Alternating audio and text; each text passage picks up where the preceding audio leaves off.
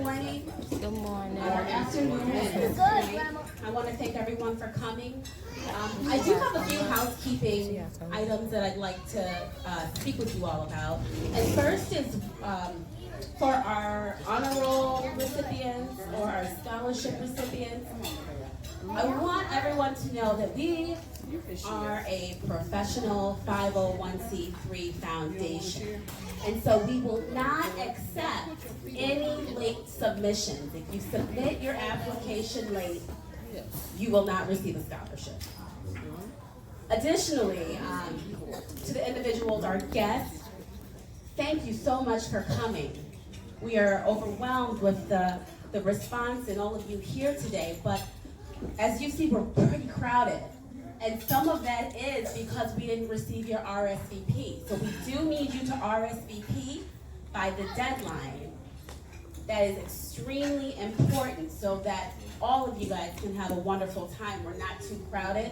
It looks like next year we might have to move to a bigger venue. So thank you all for coming, but I did want to mention those two things. But there's also one more thing.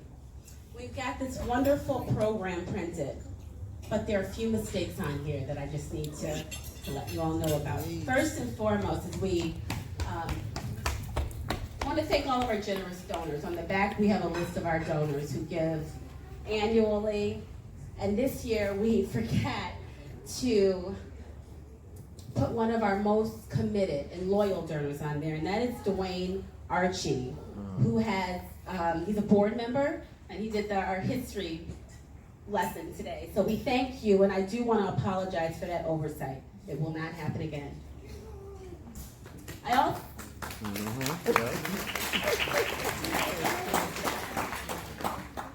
All right, so at this point, I'm going to go ahead and introduce our speaker, Darryl Cook. If you guys were here last year, you remember how dynamic Jerry L. Davis was.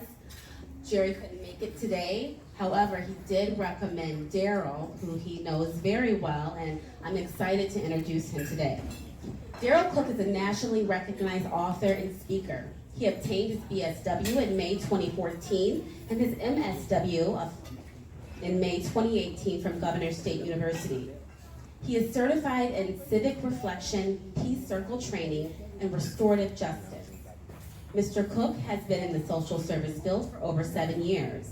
He focuses on conflict resolution through the use of cognitive behavior theory. Mr. Cook has also assessed and worked with participants who are coping with mental health or have experienced trauma on any level. He is also a veteran in the U.S. Marine Corps. He was a presenter at the Council of Social Worker Education on Inclusion versus Exclusion in Dallas in 2014, the Behind the Bars Forum at Columbia University in New York, and in 2015, he has worked in the Cook County Court ARI program. Most recently, Mr. Cook was the host of the Eric Thompson 1% Chicago, 1% Club in Chicago. Yes, 1% Club. So at this time, I'd like to welcome Darryl Cook.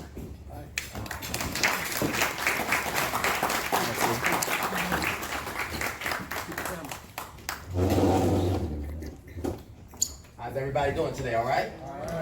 All right. So first and foremost, I want to start off by saying thank you so much for having me today. You know, it's truly a blessing to be in front of people who have positive thought processes, who are striving to do something in life. So I appreciate you all for allowing me to come out and speak today. So just give a round of applause to yourself for coming out today and showing up. Before I get too far into the speech, I want to say directly, Jessica, thank you so much. You know, from the phone calls that we had when my brother Jerry Davis told me about this event, and I spoke with you on the phone. It's been nothing but love, and I appreciate the fact that she was willing to listen, and she told me directly, you know, I want someone who's going to come in here, speak real, so I appreciate you for believing in transformative education and showing us what love looks like in public. Brother Quasi, thank you so much, brother, for showing me and my family so much hospitality when we came in the door, and for governing those strong young kings that's standing next to you, because they will be up here receiving their awards later on in life. And I do believe I even got a chance to meet your mom today. And if I'm not mistaken, is the founder of the T Foundation. So thank you so much for everything that you're doing. Your vision. Sight is what we have in front of us. Vision is what we see down the road. So I appreciate you for having vision. And y'all can put y'all hands together for that. This band, though, before I start, this band, outstanding job. I got to reiterate what you said, brother. They are doing their job. They made everything I said over there sound beautiful talking to my wife. So I appreciate you, bro. I need to take y'all with me on the road. And I know a lot of DJs, but it's nothing like a live band. So hats off to you, okay? All right, family. So what I'm going to do today, I'm just going to talk a little bit about what education has done for me in my life, you know, where I am now, and then salute the ones who are in here getting these scholarships. 15, and then we have 8 honorees. So, you know, and I know you guys are going to get honored in a second, but can I please just have my 15 participants who are going to get awarded scholarships and honorees? Can you just stand up for a second, just so I can put a face to it, so I can feel the energy. We in the room? Don't be afraid. Don't be afraid. Stand up. This is what this moment is for today. Stand up and be acknowledged. I appreciate y'all. That's going to help me out as I speak. All right, y'all can take a seat. All right, I wanted y'all to stand, right, because today is your moment. This is your moment, and I need you to know that you put in the work to be here today. You put in the work. This is the celebration of the work that you've already put in. And to have family and friends surrounded around you. After today is over, I'm sure you'll recognize that it wasn't just the destination you thought you were going to get to. So you're getting more than a scholarship. It's the process and things that you have to go through on the road to getting these scholarships. So don't underestimate what it means for your family to be sitting inside this room with you. Don't underestimate what it means if you still have your mother in your life. If you was blessed to still have your father. If you blessed to still have Big Mama or Nana come out here today and be a part of this and experience this. Because I'm telling you, our families didn't start right here. We had to migrate from the South and then move up to the city of Chicago. And then somebody in your family decided that I want better for my youth that's coming. And then we made our way out to the south suburbs. We made our way to Homewood. We made our way to Glenwood. We made our way out here. But it ain't been easy for none of us in here. And I can feel their pulse because we all have been traumatized. Since the transatlantic trade slave to now. There's no time that I'm in here and I don't think that I'm representing for my brothers who were in bondage at the bottom of the ship. There's no time that I move around and don't think that I'm representing for a sister who refused to be a slave, so she jumped off a ship with her baby in tow. Not for 1 second do I think we have empty seats inside here. And I'm glad that we have all the seats filled, but if they weren't, I wouldn't see empty seats. We have ancestors who's sitting inside those seats. We have Harriet Tubmans. We have Malcolm X. We have Medgar Evers who sit inside these seats and hold us down. So I want you to think about that. You are not by yourself, because all of us don't have our moms at home. All of us don't have our dads at home. And a lot of us can have both parents at home sometimes and still feel lonely. And I need you to know that the Creator has blessed you with every tool necessary for you to go out here and achieve what you need to achieve in your life. You can go get it. You're blessed to have that inside you. You're blessed to have that. And I'm not just talking from a spot to where I think it could possibly happen. I know it can happen, family. I know it can happen. Because my family cared that much about me. I grew up on 95th and Jeffrey in Chicago. And when I was 7 years old, my mom got incarcerated. And she ended up serving 32 years in prison. 7. And I want you to reflect on that and think about that for a moment. Because I don't know what it feels like to have the ice cream truck come down the block and me go outside and be like, ooh, mama, can I borrow 50 cents? Mama, can I get $1 so I can go outside and get an ice cream sandwich? My grandma raised me. My grandmama raised me. My dad, he was doing this thing. And we talk about that all the time. And it's okay because I understand the pressures of a man and a woman out there. I understand it. I understand the chance that my mama was trying to take, going out there to get something for us to eat. I understand the pressures on my father going out there trying to make something to eat across this nation. So my grandma raised me. My grandmama raised me. She told me how to set the table. I know how to say my prayers because of my grandma. I wanted to do good in school because of my grandma. I wanted to be a strong man because of my grandmother. And she's not here with us today, but what my grandmother did for me, she instilled something so deep in us that even though me and my father wasn't tight then, I have him here with me today. And this is the first time that my father have been in the speaking engagement with me, and I've been doing this for 8 years now. I represented and was the host for Eric Thomas 1% Club. I've spoken dozens of times at Governor State University. I speak around this nation. This is what I do for a living. And this is my first time getting a chance to have my father here with me today. So I'm blessed and I'm choked up, and I don't need to have that today, because you need to know that you need to see what that is, young people. Yes. You need to see what that is. Because when I was younger, I thought I had it all figured out. So everything my father did, I wanted to do the opposite. Because I didn't want to be like you. I want to show you. You know what I'm saying? I got everything inside of me that it takes to be a man. But when you go on in life, and mistakes happen, and you get hit and beat down so much, and you find yourself backed into a corner, you start to reflect on things, and that's what happened to me.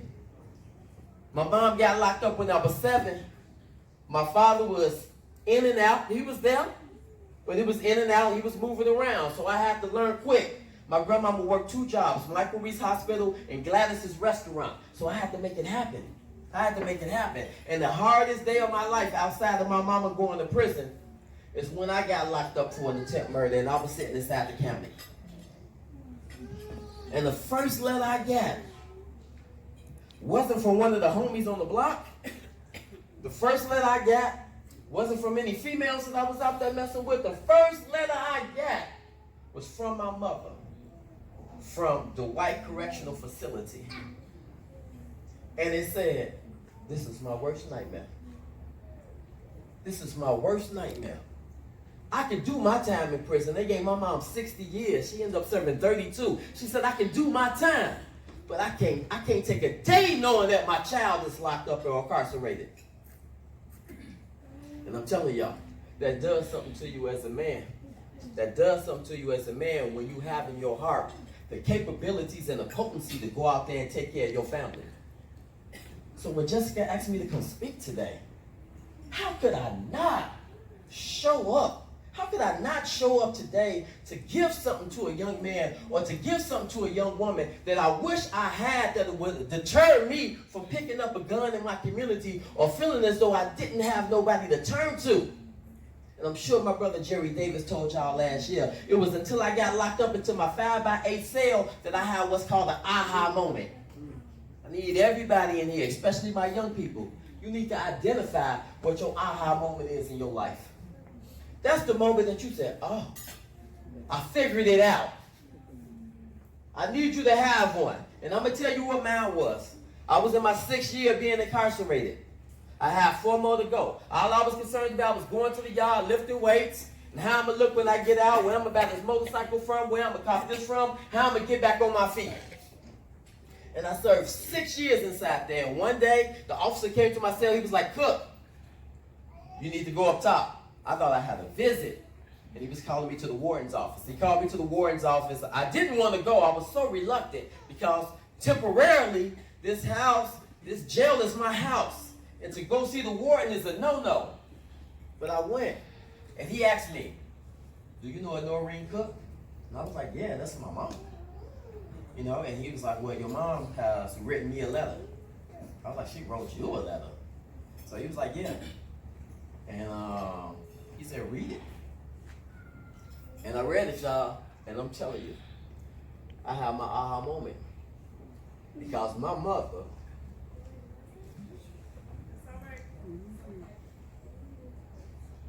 begged him to put my time on her sentence so I could go home. And it hurt. to have your mother have to beg somebody else for something, and I'm a whole man, and I can't do nothing to support my mama right now because I'm in the same situation. And that was my aha moment that I told myself, I know you can't do it, Wharton. I'm not mad at you. I'm mad at me. But I promise you and the world that this will be the last day that my mother will ever have to beg another man for my freedom. Ever in my life. And I promise you, Mama, when I come home, I'm going to be on it. So when they opened that sale July 28, 2009, it was no mistaking about what I needed to do. It was no mistaking. I knew what I needed to do. I could feel it in my heart.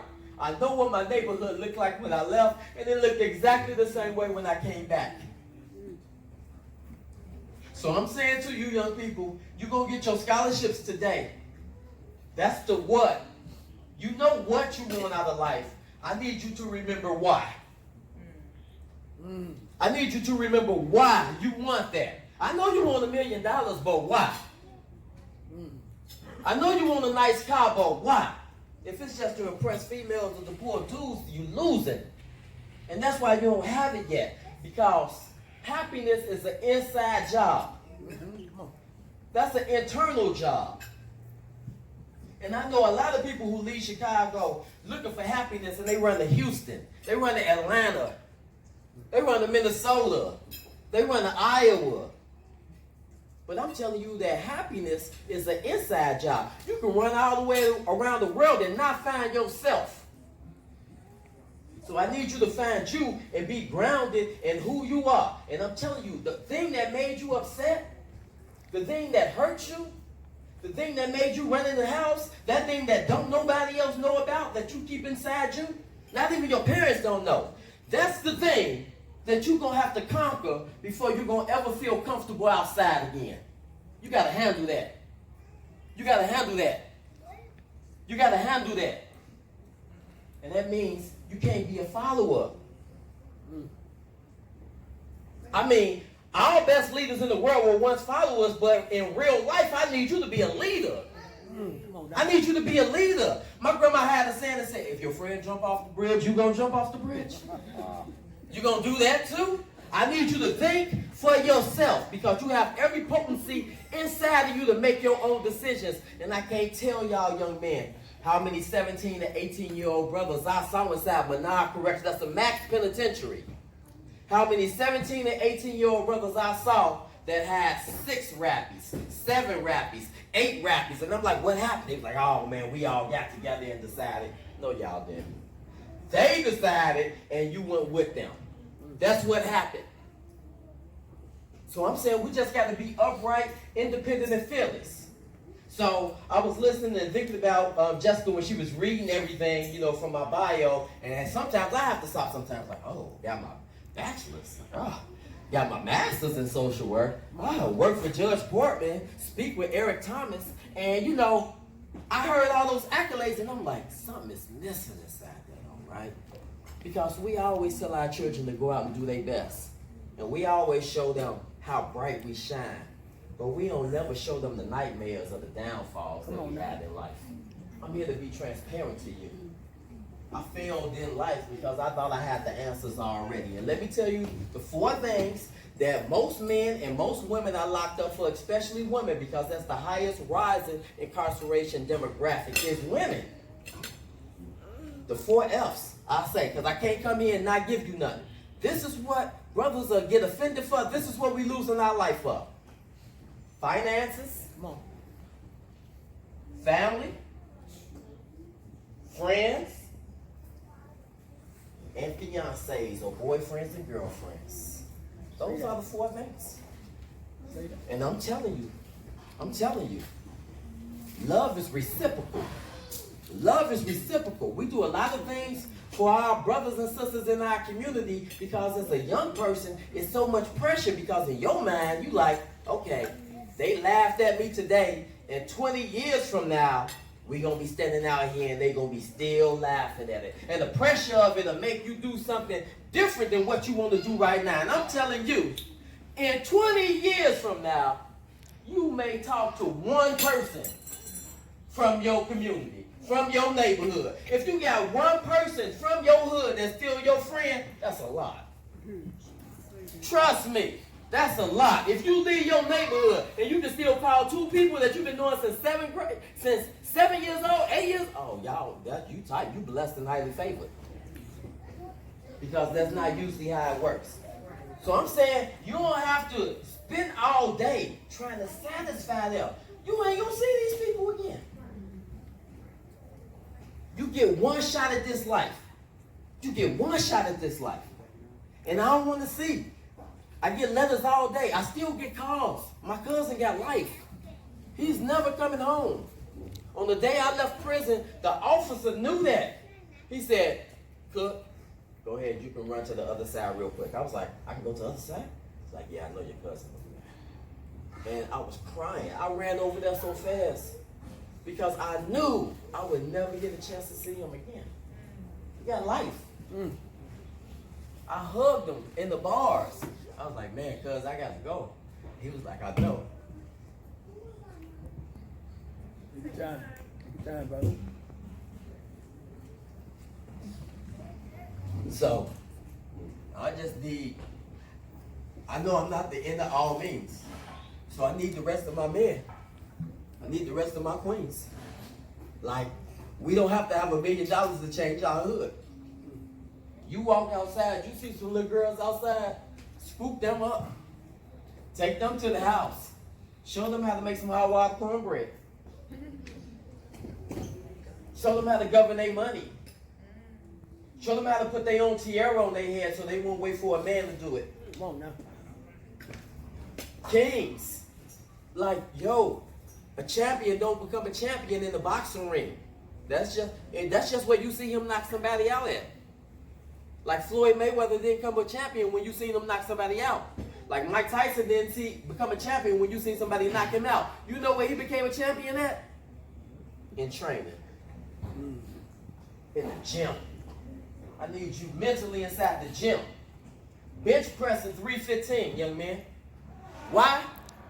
Because there's a war going on outside. And the target is on black and brown people. Say that. And every time you turn around, it's someone with a gun pointed at someone who looks like us on the ground with blood bleeding out your body and a mother asking why. And I'm saying if we don't step up and govern our communities, then who will? It's upon us. So these scholarships that's being received, that means something. We depending on you. All y'all that stood up, we depending on you. Because we know that you can take it to a level that we never even thought possible. You gonna sit in the room one day full with all the movers and the shakers and all this stuff that you hear us talking about, all these old people throwing out, you're gonna take that power and you're gonna make something happen. Pac said, I may not change the world, but what? I'm going to spark the mind of the person that do. Come on now. Say that. Why do you think they send young people to war? The old people just sitting down writing on a piece of paper like, oh yeah, war? Okay. But they going to send the young bodies. You make sure the place that you're going is for a just cause. You make sure when you walk your route, it's like Harriet Tubman. What I mean by that? What do I mean by that? When you go to the hood and you grab some little sisters and you grab some little brothers, I need you to take them to a destination of freedom. Say that. Now imagine if Harriet Tubman wasn't taking them to freedom. Imagine all the brothers and sisters that would have been lost. She was already free. I need you to understand that. She was free. She came back because she said that I could never be free as long as my people are not free. So she came back, not one time, but over and over and over and over again. And the one thing that I admire about Harriet Tubman is this quote right here. You take this to the bank with you and cash it. She said, I would have freed more slaves if they would have knew they were slaves. Come on, man. You know how many people told her no? So I'm saying, family, I'm not going to take too much time. I know we got to get to our recipients right now, but I wanted to say to you and share to you that I thought I had the answer. I did 10 years in prison. I came home. I was selling memberships, working at LA Fitness, and I sold one of the memberships to one of the professors at Governor State University by the name of Dr. West, and she was like, you know what? Is this your gym?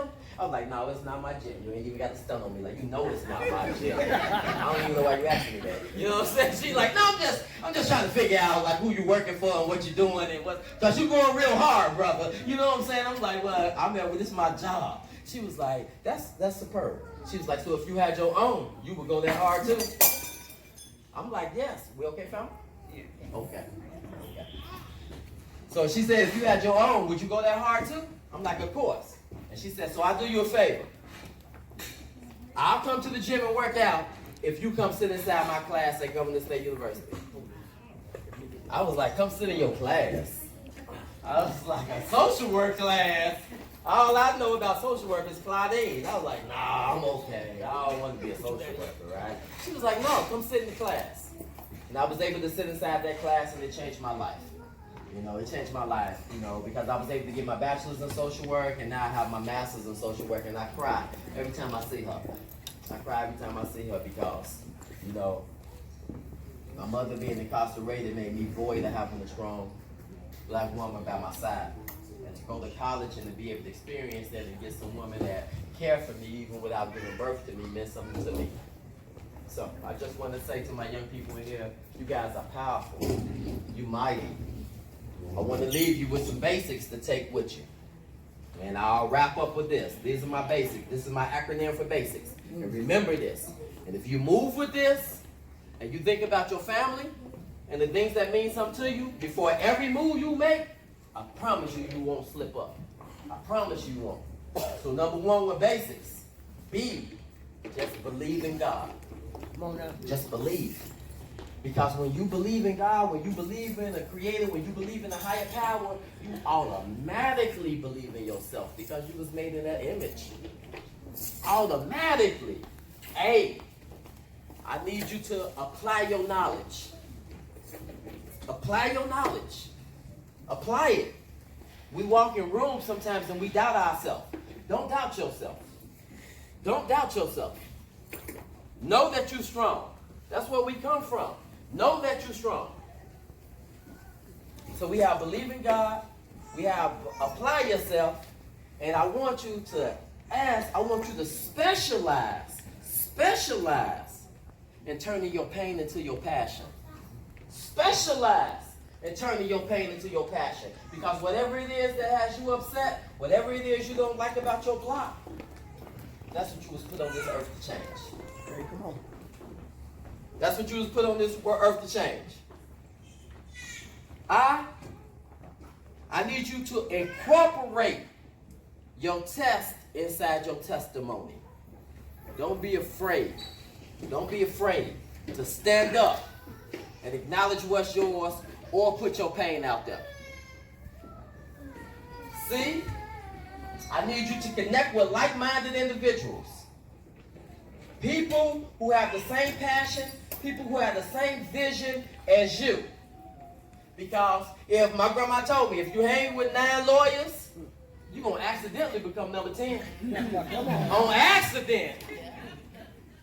You know, you hang with 9 policemen, you hang with 9 social workers, you hang with 9 nurses, you're going to accidentally start caring for people. On accident. You're like, I guess this is who I am. Connect with like-minded people. And lastly, the S in basics, whatever you do, just stay humble.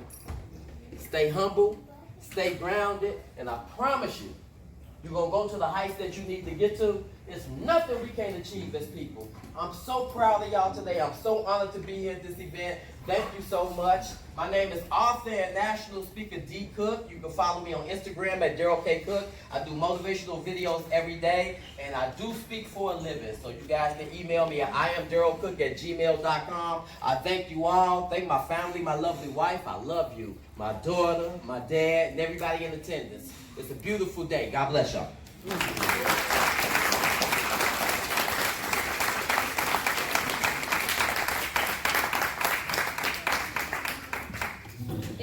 so much, Daryl. We really appreciate those words. And in fact, I want to present you first with a certificate of appreciation. Oh, wow. Thank you for that.